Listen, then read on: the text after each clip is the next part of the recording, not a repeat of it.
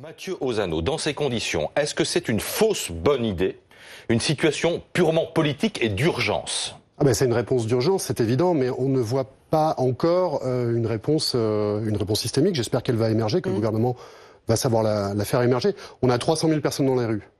On a 80% des Français qui soutiennent les gilets jaunes.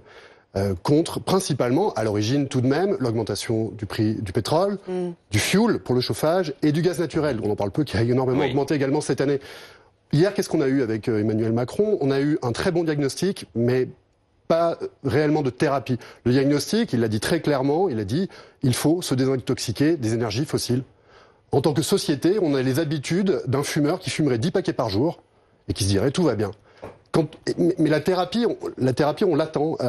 Quand on parle de thérapie, de quoi on parle aujourd'hui ? Les 2/3 des émissions de gaz à effet de serre, c'est le pétrole. C'est 40% de notre consommation d'énergie. On ne peut pas envisager d'apporter de réponse au surcoût de l'énergie si on ne s'attaque pas à la voiture individuelle. Mathieu, ça, c'est une stratégie cohérente. Sur les carburants. Je voudrais être sûr que je me trompe pas. Dire aux Français hier que l'on garantit finalement des prix bas, ça n'incite pas vraiment à baisser sa consommation d'essence, de carburant, alors que c'est quand même le but du gouvernement. J'ai regretté hier que Emmanuel Macron ne parle pas davantage de transport, mais pas de taxes, de mode de transport, de la mobilité de demain. Il l'a dit, le candidat Macron, Nicolas Hulot l'a dit également, 2040, plus de voitures à essence. Où est la stratégie cohérente, audacieuse, lucide, qui va permettre d'y arriver ?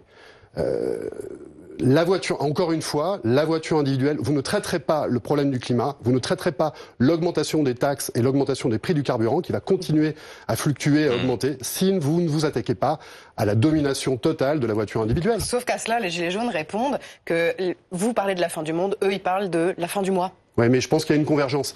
Si on a une stratégie audacieuse, évidemment, c'est pas une réponse immédiate, mais il faut la construire. Si on a une stratégie audacieuse d'alternative à la voiture individuelle, vous permettez, et puis au chauffage, au fioul, vous permettez aux gens d'économiser des centaines d'euros par an. Ça, c'est une réponse cohérente pour faire les fins de mois, pour boucler les fins de mois et pour faire face aux défis historiques du climat.